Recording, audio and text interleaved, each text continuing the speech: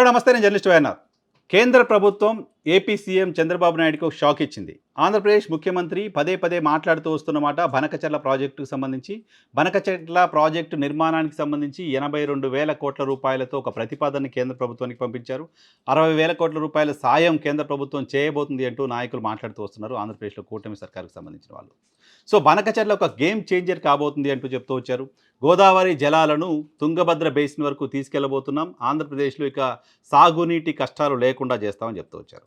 నిజంగా అసలు ఇది సాధ్యమయ్యే ప్రాజెక్ట్ అని అంటే చాలామంది ఇరిగేషన్ ఎక్స్పర్ట్స్ ముందు నుంచి చెప్తూ వచ్చినమాట సాధ్యమయ్యేది కాదు అని.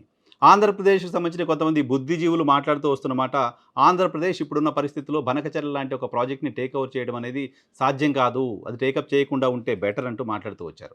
సో ఈ నేపథ్యంలో ఆంధ్రప్రదేశ్ నుంచి 3,000 టీఎంసీలకు పైగా గోదావరి జలాలు వృధాగా పోతున్నాయి. 200 టీఎంసీలు నీరు మేము వాడుకుంటాం, పోలవరం నుంచి బొల్లాపల్లి రిజర్వాయర్ బనకచెర్ల వరకు ఆ నీటిని తీసుకెళ్తాం, కాబట్టి అనుమతి ఇవ్వండి, కేంద్రం డబ్బులు కూడా ఇవ్వండి అంటూ చంద్రబాబు నాయుడు ఒక ప్రతిపాదనని కేంద్ర ప్రభుత్వానికి పంపించారు. ఈ ప్రతిపాదన పైన తెలంగాణ నుంచి తీవ్రమైన అభ్యంతరం వ్యక్తమైంది. తెలంగాణ రాష్ట్ర ప్రభుత్వం దీనిపైన అభ్యంతరం చెప్పింది. తెలంగాణకు సంబంధించిన రాజకీయ పార్టీలు కూడా దీనిపైన అభ్యంతరం చెప్తూ వచ్చాయి.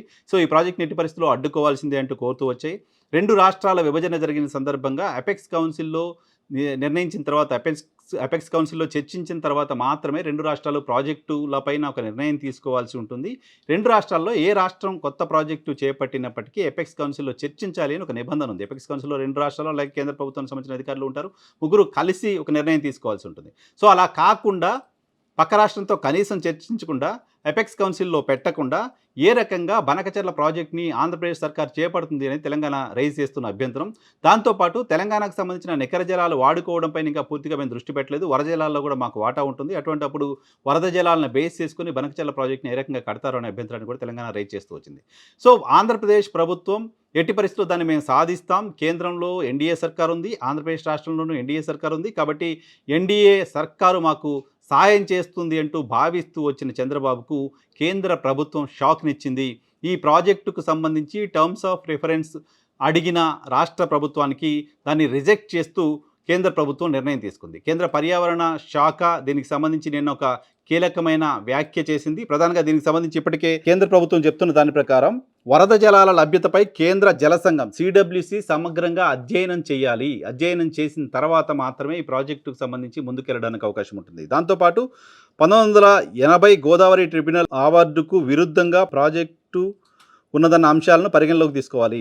1980స్లో గోదావరి అవార్డు ఇచ్చింది, ఎవరికి కేటాయింపులు ఎంత అనేది, దానికి విరుద్ధంగా మీరు ఇప్పుడు పంపించిన ప్రపోజల్ ఉంది అనే విషయాన్ని కూడా గుర్తించాలని చెప్పింది. దాంతోపాటు అంతర్రాష్ట్ర పర్యావరణ ప్రభావ అంచనా తయారీకి ముందు రాష్ట్రాల మధ్య నీటి పంపిణీపై స్పష్టత కోసం కేంద్ర జల సంఘం నుంచి అనుమతి తీసుకోవాలి. సో అంతర్రాష్ట్రాల మధ్య ఎన్విరాన్మెంట్కి సంబంధించిన అంశం పైన చర్చించడానికంటే ముందు ఇరు రాష్ట్రాల మధ్య నీటి పంపిణీ అంశానికి సంబంధించి సిడబ్ల్యూసి నుంచి అనుమతి తీసుకోవాల్సి ఉంటుంది. ఇవన్నీ వచ్చిన తర్వాత, సిడబ్ల్యూసి అనుమతి వచ్చిన తర్వాత, వరద జలాలపై అధ్యయనం జరిగిన తర్వాత మాత్రమే, ఇవన్నీ జరిగిన తర్వాత మాత్రమే మా దగ్గరికి రండి, అప్పటి వరకు మేము ఈ ప్రపోజల్ని రిజెక్ట్ చేస్తున్నాము అంటూ రాష్ట్ర ప్రభుత్వానికి తిరిగి పంపించింది. సో ఈ తిరిగి పంపించడం అంటే ఆంధ్రప్రదేశ్ రాష్ట్ర ప్రభుత్వం ఇప్పటివరకు బనకచెర్ల గేమ్ చేంజర్ అంటూ చెప్తూ వస్తున్న మాటలను పట్టించుకోవాల్సిన అవసరం లేదు, ఆ ప్రాజెక్ట్ ఇప్పట్లో అయ్యే వాతావరణం కనిపించట్లేదు లాంటి ఒక ఇంప్రెషన్ కలుగుతోంది. ఆంధ్రప్రదేశ్ రాష్ట్ర ప్రభుత్వం నిజంగానే చిత్తశుద్ధితో బనకచెర్ల ప్రాజెక్టుకు సంబంధించి ప్రయత్నం చేస్తుందా లేదా లాంటి అనుమానం కూడా కలుగుతోంది. ఎందుకంటే సుదీర్ఘకాలం ముఖ్యమంత్రిగా పనిచేసిన చంద్రబాబు నాయుడు ఏ ప్రాజెక్టుకు సంబంధించిన అనుమతి కేంద్ర ప్రభుత్వం నుంచి ఏ రకంగా తీసుకోవాలనేది తెలియని వ్యక్తి.